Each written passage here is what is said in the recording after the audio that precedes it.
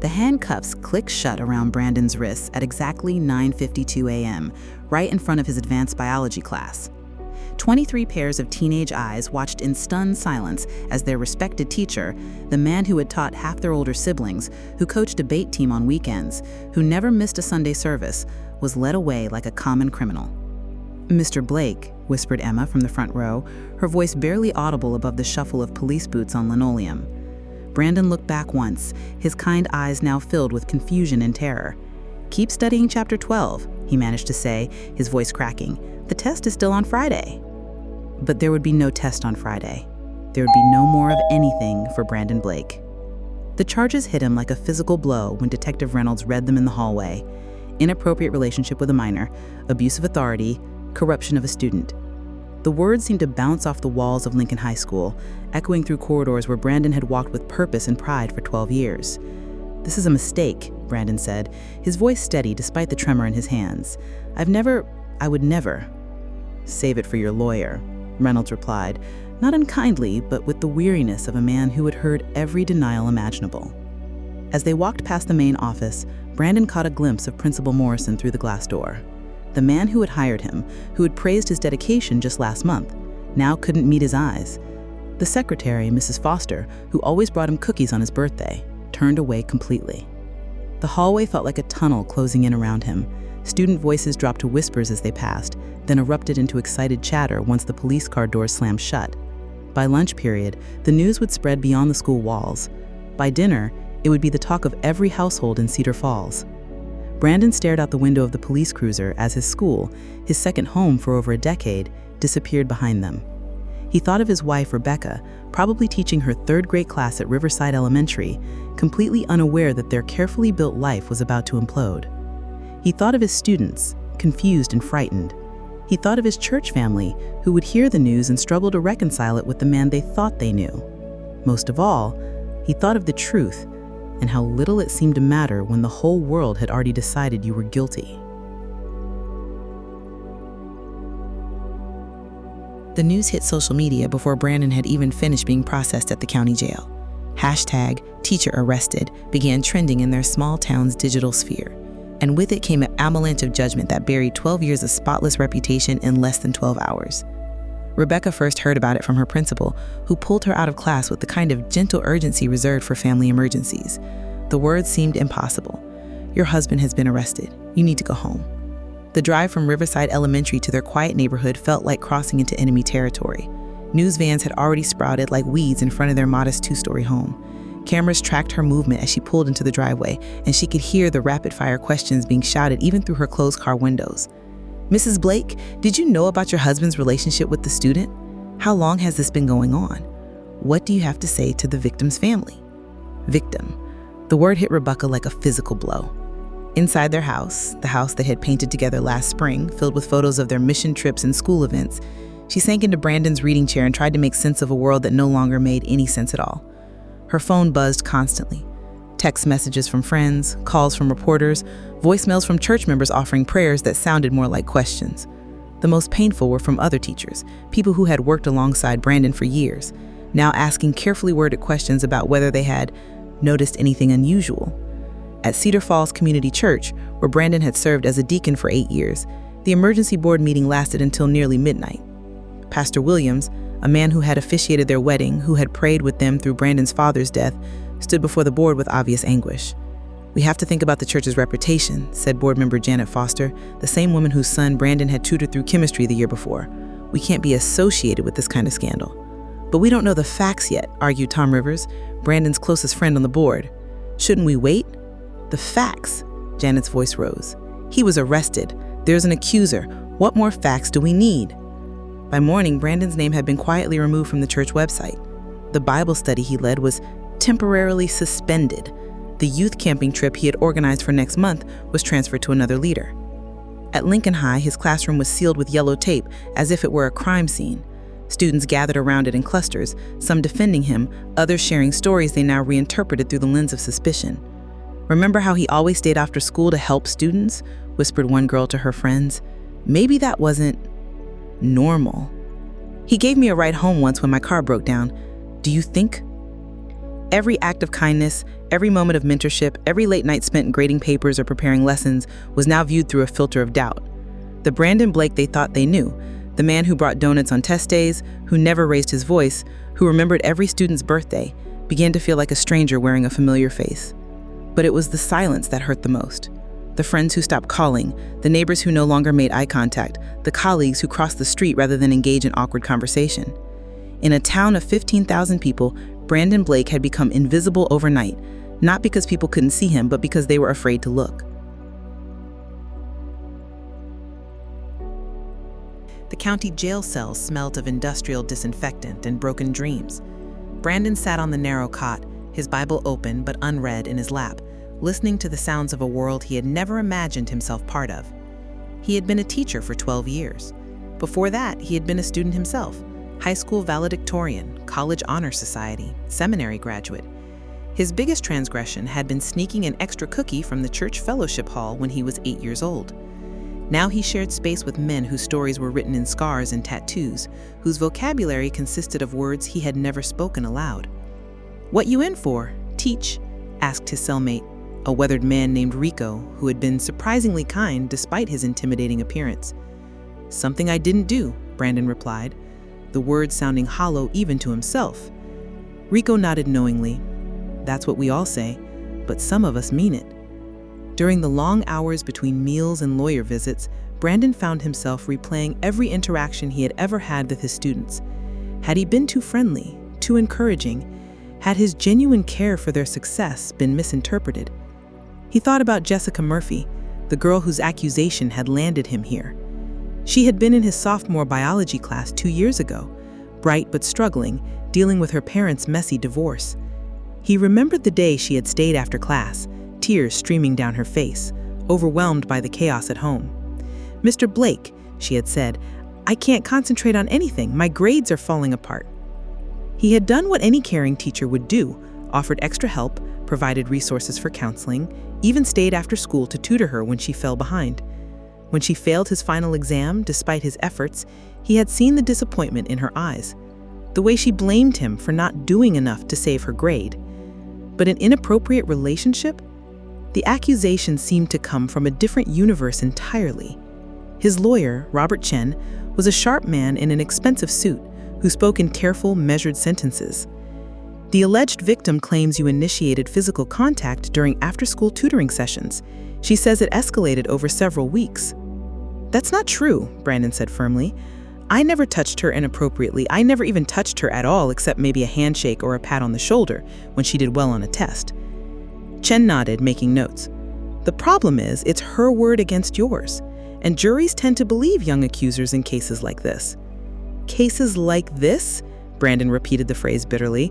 "I'm not a predator. I'm a teacher who cared about his students' success." "I believe you," Chen said quietly, "but believing you and proving your innocence are two different things." At night, when the jail grew quiet except for the occasional outburst or sob from another cell, Brandon prayed. Not the eloquent prayers he had offered in church board meetings or at the dinner table, but desperate raw pleas that seemed to bounce off the concrete ceiling. He prayed for strength. He prayed for truth. He prayed for his wife, who visited once but left in tears after 20 minutes of stilted conversation across a scratched plastic barrier. Most of all, he prayed for understanding, not just from others but from himself. How had a man who had dedicated his life to helping young people become the very thing parents warned their children about? The answer, he knew, lay somewhere in the heart of a troubled girl whose pain had transformed into something dark and destructive. But knowing that didn't make the metal bars any less real or the whispers any less painful. Truth, he was learning, was not always enough. Sometimes it needed to be fought for, defended, proven in courts both legal and social. And sometimes it came at a price that seemed too high to pay. Rebecca stood in her kitchen, staring at the casserole dishes that well-meaning friends had dropped off. Friends who no longer knew what to say but felt compelled to do something. The refrigerator was fuller than it had been in months, yet she couldn't remember the last time she had actually eaten. The house felt different without Brandon. His coffee mug sat unused in the cabinet, his reading glasses remained on the nightstand, his jacket hung on the hook by the door like a ghost of normalcy. Every familiar object now seemed to ask the same question. How well did you really know your husband? She had taken leave from her teaching job, not because she wanted to, but because the whispers in the hallway at Riverside Elementary had become unbearable. Can you imagine, she had overheard one teacher say, living with someone like that and not knowing? Not knowing. The phrase haunted her. On Thursday evening, she drove to the county jail for the second time since Brandon's arrest. The visiting room smelled like fear and broken promises, filled with women like herself, wives and mothers and girlfriends, trying to understand how their lives have been turned inside out. Brandon looked thinner, older.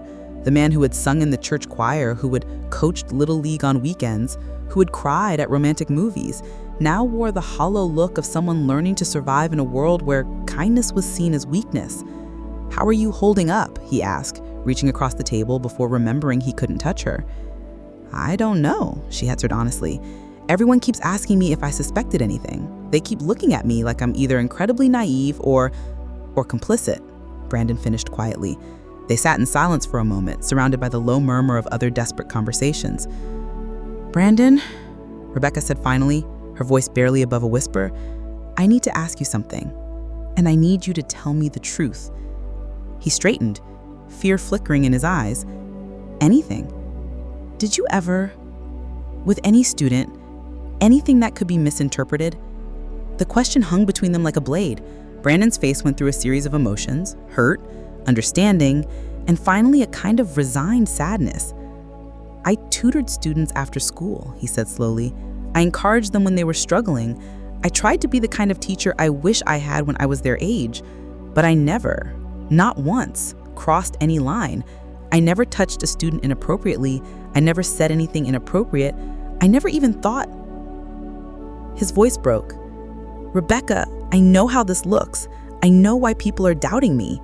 But you, if you don't believe me, then I have nothing left." Rebecca studied her husband's face, the face she had kissed good morning for 9 years, the face she had seen across the dinner table thousands of times, the face she had fallen in love with because of its honesty. "I believe you," she whispered, and felt a piece of her heart that had been frozen solid begin to thaw. "But Brandon, believing you isn't enough anymore. The whole town thinks you're guilty. The church has abandoned you. My own mother asked me if I was safe in my own home." "What are you saying?" Rebecca took a shaky breath. "I'm saying that even if you're innocent, and I believe you are, our life as we knew it is over. Win or lose in court, you'll always be the teacher who was accused. I'll always be the wife who stayed or the wife who left." Brandon leaned back in his plastic chair, the weight of her words settling over him like a shroud. "So what do we do?" he asked. "We survive," Rebecca said, surprised by the strength in her own voice. "We hold on to each other and we survive. Because if we don't, then she wins." "She?" "Whoever did this to us, whoever lied, whoever decided to destroy our lives." Rebecca's voice hardened. "They don't get to win." For the first time since his arrest, Brandon smiled. A real smile, not the brittle expression he had been wearing like armor. "We survive," he agreed, "together." But as Rebecca drove home through the familiar streets of Cedar Falls, she wondered if love and determination would be enough to overcome the tide of suspicion that threatened to drown them both. The truth, she was learning, was not always its own defense. Sometimes it needed warriors to fight for it, and sometimes those warriors had to be willing to lose everything in the battle.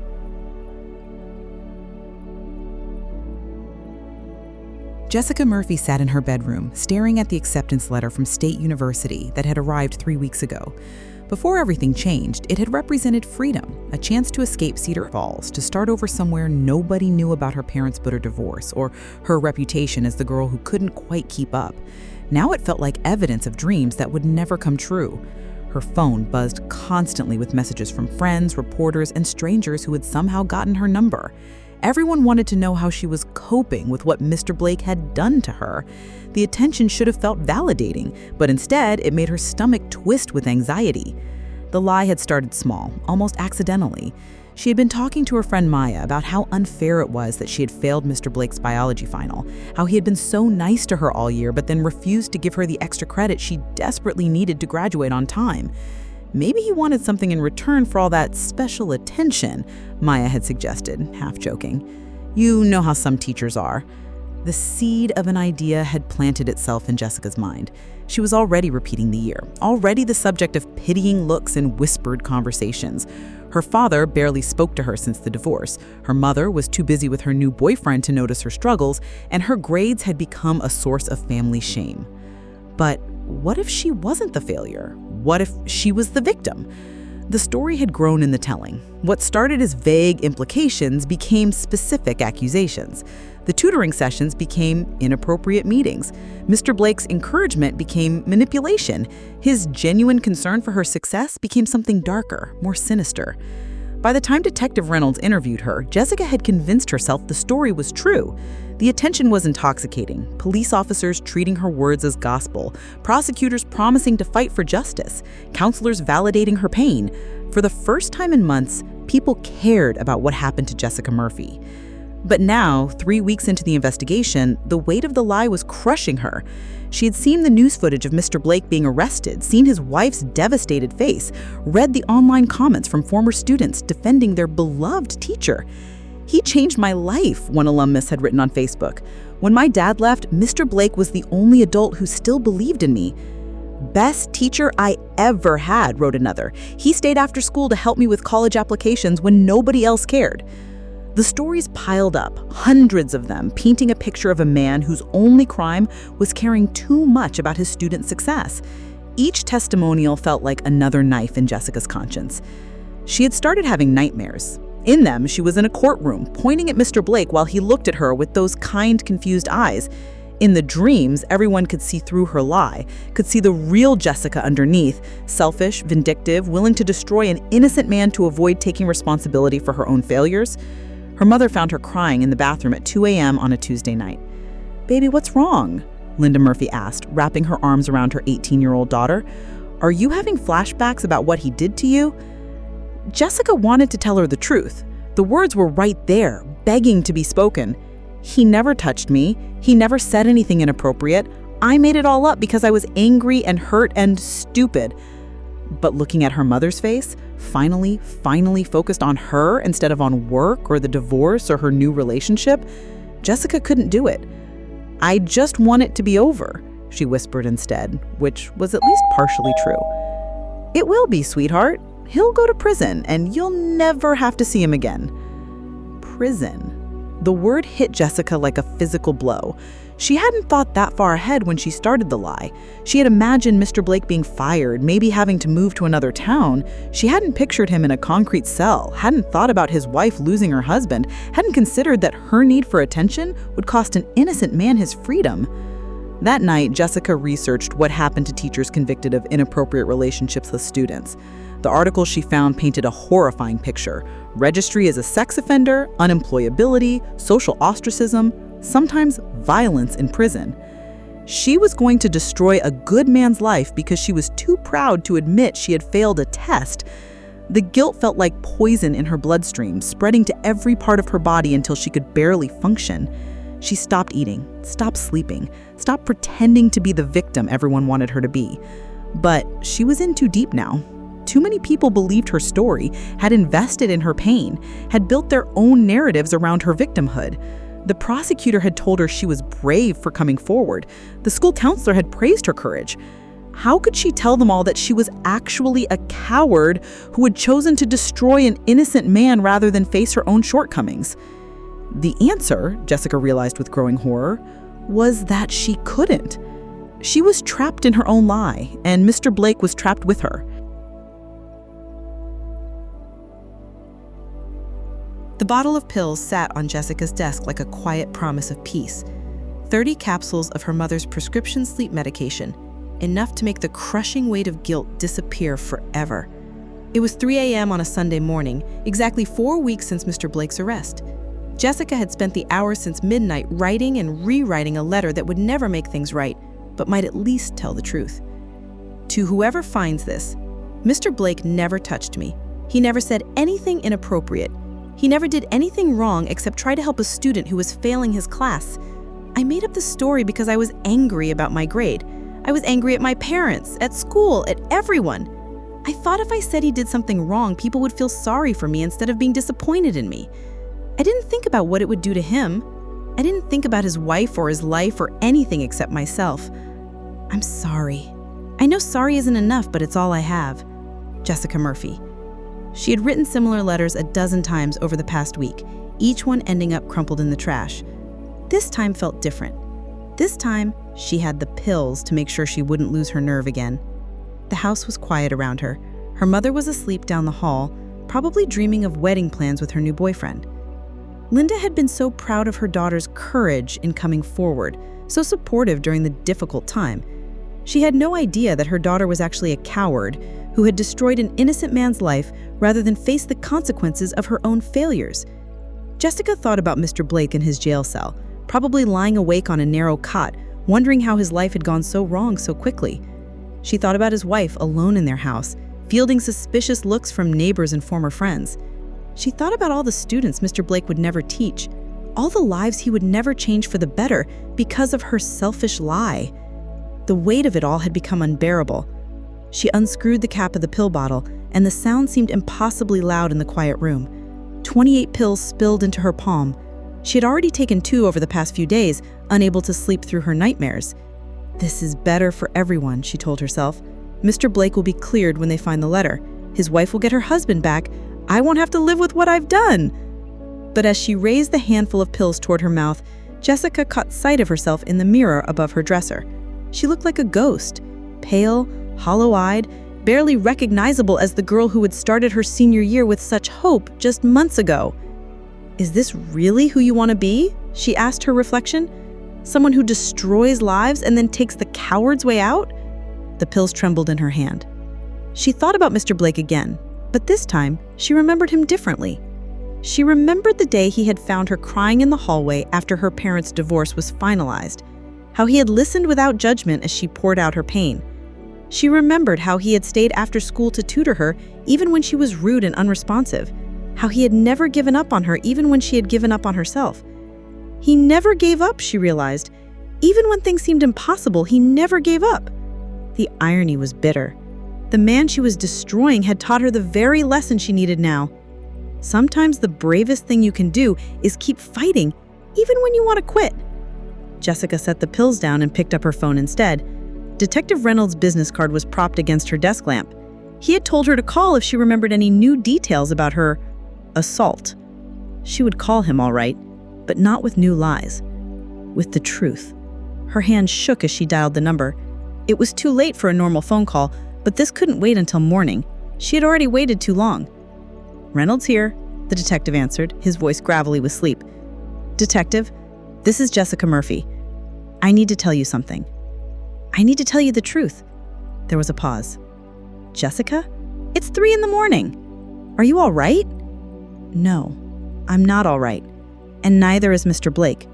But I can fix that."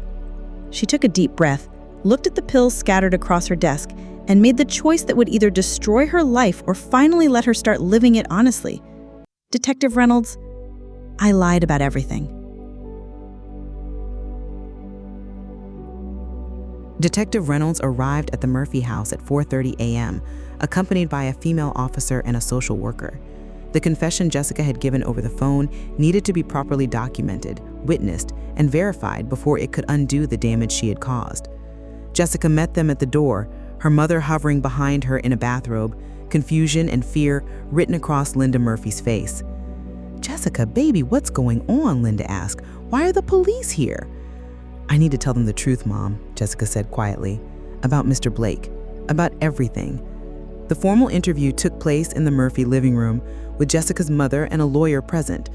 Under the harsh light of the overhead fixture, Jessica looked even younger than her 18 years as she systematically dismantled the lie that had consumed her life for weeks. "He never touched me inappropriately," she said, her voice barely above a whisper. "He never said anything sexual or suggestive. He was just trying to help me pass his class." "Then why did you say he did?" Detective Reynolds asked, his voice gentle but firm. Jessica was quiet for a long moment, tears streaming down her face. "Because I was failing, because I was angry, because it was easier to blame him than to take responsibility for my own mistakes." Her mother made a sound like she had been punched in the stomach. "Jessica, no, you can't be serious. You can't have made this up." "I'm sorry, Mom. I'm so sorry." The legal machinery that had ground forward so relentlessly to destroy Brandon Blake now lurched into reverse with equal force. By 6 a.m., the charges against him had been dropped. By 7 a.m., he was walking out of the county jail, blinking in the early morning sunlight like a man emerging from a cave. Rebecca was waiting for him in the parking lot, tears streaming down her face. They held each other in silence for several minutes, both afraid to speak, afraid that words might somehow break the fragile miracle of his freedom. "Is it over?" Brandon finally asked. "It's over," Rebecca whispered. But they both knew it wasn't really over. The legal case might be closed, but the damage to Brandon's reputation, their marriage, and their standing in the community would take much longer to heal. The news of Jessica's confession spread through Cedar Falls as quickly as the original accusation had. By noon, Brandon's phone was ringing constantly. Friends and colleagues calling to apologize, to explain why they had doubted him, to ask for his forgiveness. Pastor Williams was among the first to arrive at their house, his face etched with shame and regret. "Brandon, I am so sorry," he said, standing awkwardly on their front porch. "We should have stood by you. We should have believed in you." "You believed what everyone else believed," Brandon replied, not unkindly. "I don't blame you for that." But forgiveness, Brandon was learning, was easier to offer than trust was to rebuild. The same people who had so quickly assumed his guilt now wanted to welcome him back as if nothing had happened. They wanted to erase their own complicity in his suffering, to pretend they never doubted, never whispered, never turned away when he needed them most. The school board called an emergency meeting to discuss his reinstatement. Principal Morrison offered what he called a full apology and promised that Brandon could return to his classroom immediately. "We never doubted your character," Morrison lied smoothly. "We were simply following district protocol during the investigation." Brandon listened to the carefully worded statements and legal disclaimers with growing anger. These people had destroyed his life based on one person's accusation, had abandoned him at the first sign of trouble, and now they wanted to pretend it had all been a misunderstanding? "I appreciate the apology," Brandon said, "but I need time to think about whether I want to come back." The silence in the room was deafening. They expected gratitude, relief, immediate acceptance of their olive branch. "Take all the time you need," Morrison said, though his tone suggested he thought Brandon was being unreasonable. That evening, Brandon and Rebecca sat on their back porch, watching the sunset paint the sky in shades of gold and crimson. For the first time in weeks, the silence between them felt peaceful rather than strained. "What are you thinking?" Rebecca asked. Brandon was quiet for a long moment. "I'm thinking about all the students I won't get to teach while I'm deciding whether to go back. I'm thinking about the kids who might need someone to believe in them the way I believed in Jessica." "Even after what she put you through?" Rebecca asked. "Especially after what she put me through. She was hurting, Rebecca. She was failing and scared and looking for someone to blame. That doesn't excuse what she did, but it explains it." Rebecca shook her head in amazement. "I don't know how you can be so forgiving. Because holding on to anger would just be another kind of prison, and I've spent enough time behind bars." The news media, which had been so eager to report his arrest, gave much less attention to his exoneration.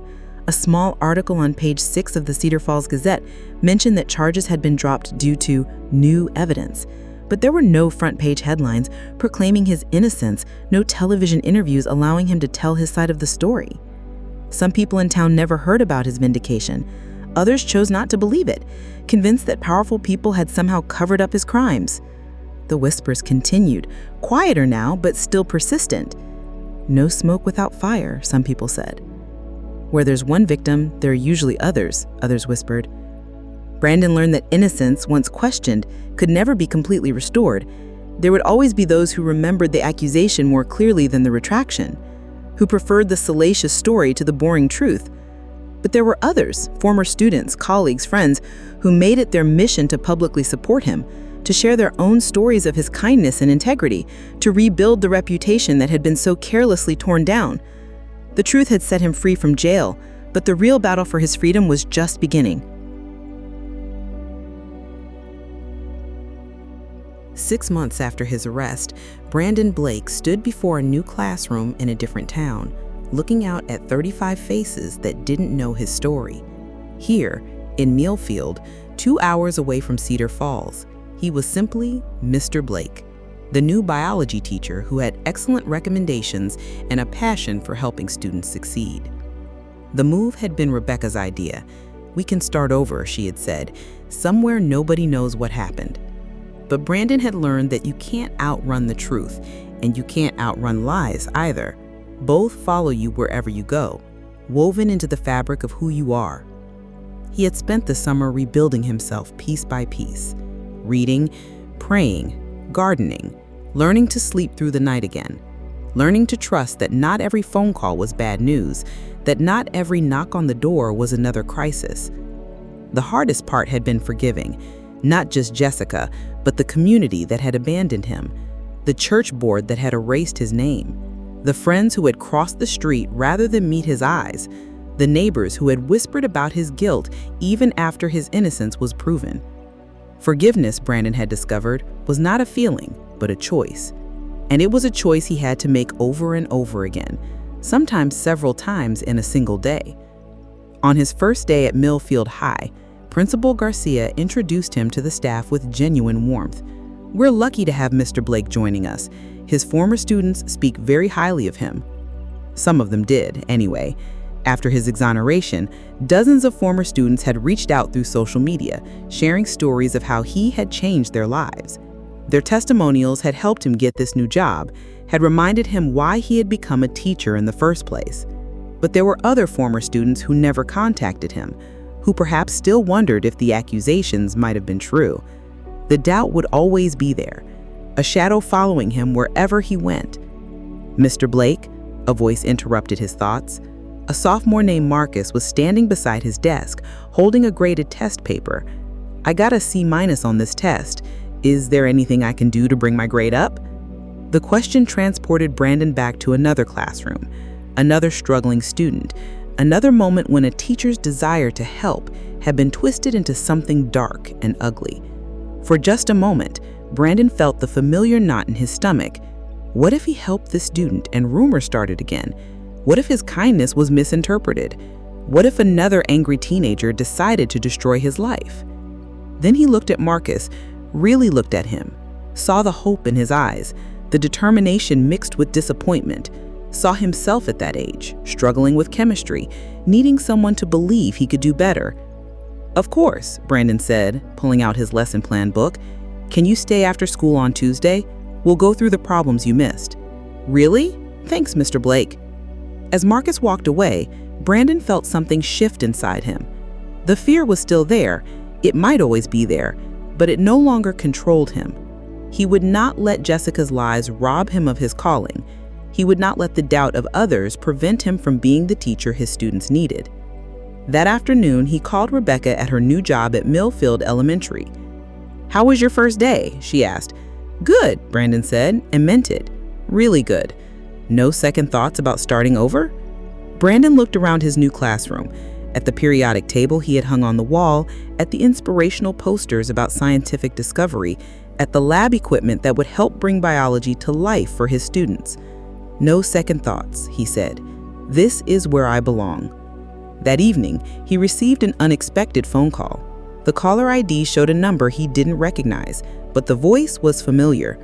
"Mr. Blake, this is Jessica Murphy." Brandon's grip on the phone tightened. He hadn't spoken to his accuser since the day of her confession 6 months ago. "Jessica," he kept his voice neutral. I wanted to call you, to apologize again, and to tell you something." Brandon waited.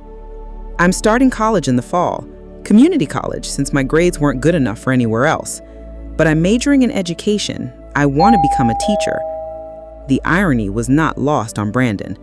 The girl who had nearly destroyed his teaching career now wanted to dedicate her life to education. "Why?" he asked.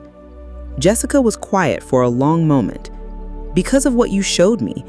Even after everything I did to you, you didn't give up on the idea that people could change, could do better.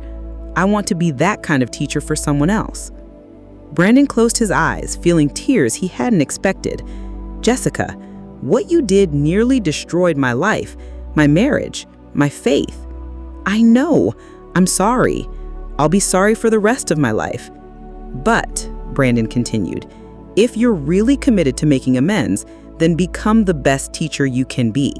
Help students the way you wish someone had helped you. Don't let them make the same mistakes you made." "I will," Jessica promised, her voice thick with tears. "I swear I will." After she hung up, Brandon sat in his new living room, surrounded by boxes they were still unpacking, and marveled at the strange ways life could come full circle.